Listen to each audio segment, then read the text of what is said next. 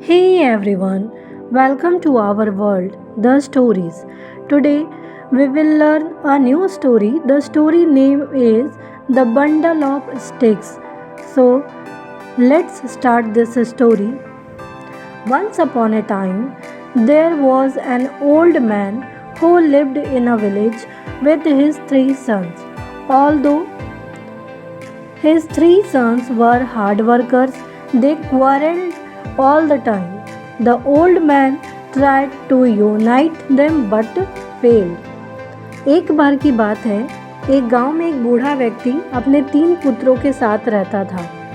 हालांकि उनके तीन बेटे मेहनती थे, लेकिन वे हर समय झगड़ते रहते थे। बूढ़े व्यक्ति ने उसे एकजुट करने की कोशिश की, परंतु वो असफल रहे।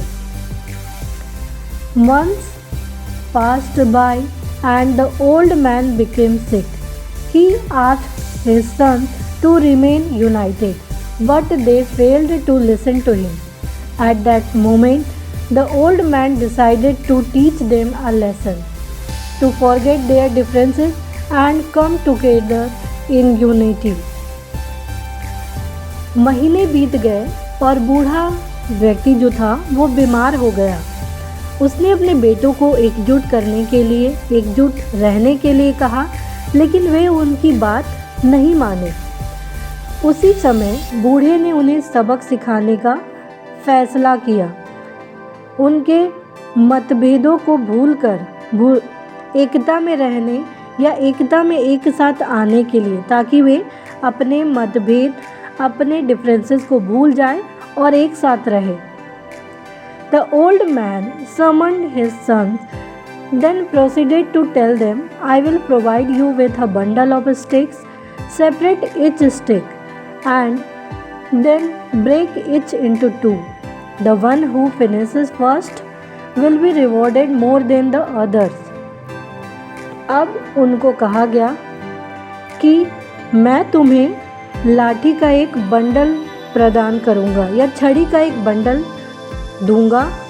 प्रत्येक छड़ी को अलग करके उसके दो टुकड़े करने हैं। जो सबसे पहले ये काम को ख़त्म करेगा, दूसरों की तुलना में उसे अधिक पुरस्कृत किया जाएगा। And so the sons agreed. The old man provided them with a bundle of 10 sticks each and then asked the sons to break each stick into pieces. The sons broke the sticks within minutes, then proceeded to quarrel among themselves again. और इसलिए बेटे सहमत हो गए। बूढ़े ने उन्हें 10-10 छड़ियों का एक गट्ठर प्रदान किया, एक बंडल दिया। फिर बेटों से कहा कि वे प्रत्येक छड़ी को टुकड़ों में तोड़ दें। बेटों ने मिनटों में ही छड़ी जो थी वो तोड़ दी, फिर आपस में फिर से झगड़ने लगे। The old man said, My dear son, the game is not yet over. I will now give you another bundle of sticks. Only this time you will have to break them together as a bundle, not separately. फिर से बूढ़े व्यक्ति ने कहा, मेरे प्यारे बेटो, खेल अभी खत्म नहीं हुआ है। मैं अब आपको लाठी का या छड़ी का एक बंडल और दूंगा। केवल इस बार आपको उन्हें एक साथ इस बंडल को तोड़ना होगा, अलग अलग करके नहीं। The sons readily agreed and then tried to break the bundle. Despite trying their best, they could not break the sticks. The sons told their father of their failure. अब बेटे आसानी से सहमत हो गए इस बात के लिए और फिर बंडल तोड़ने की कोशिश की। बहुत कोशिश करने के बाद भी वे इस बंडल को तोड़ नहीं सके। बेटों ने अपने पिता को अपनी असफलता के बारे में बताया। The old man said, My dear son, see, breaking every single stick individually was easy for you, but breaking them in a bundle you could not do. By staying united, nobody can harm you. If you continue to quarrel, then anyone can quickly defeat you. The old man continued, I ask that you stay united. Then the three sons understood there is power in unity and promised their father they would all stay together. The moral, there is strength in unity. बूढ़े ने कहा, मेरे प्यारे बेटों देखो, हर एक छड़ी को अलग अलग तोड़ना आप सबके लिए कितना आसान था, लेकिन उन्हें एक बंडल में तोड़ना ये कितना मुश्किल था आपके लिए, आप ये चीज़ नहीं कर सके।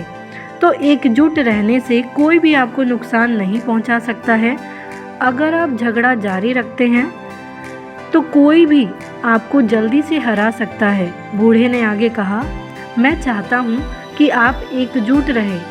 तब तीनों बेटों ने समझा कि एकता में शक्ति है और उन्होंने अपने पिता से वादा किया कि वे सभी अब एक साथ मिलकर रहेंगे। तो the moral of this story is there is strength in unity. एकता में ही ताकत है।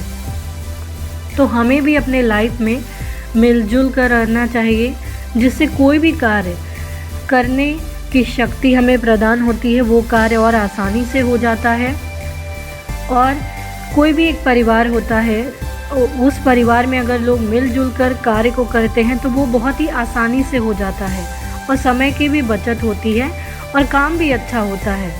तो उम्मीद है आपको ये स्टोरी अच्छी लगी होगी। तो प्लीज़ आप इस वीडियो को लाइक करना, शेयर करना, सब्सक्राइब करना, कमेंट करना ना भूलें।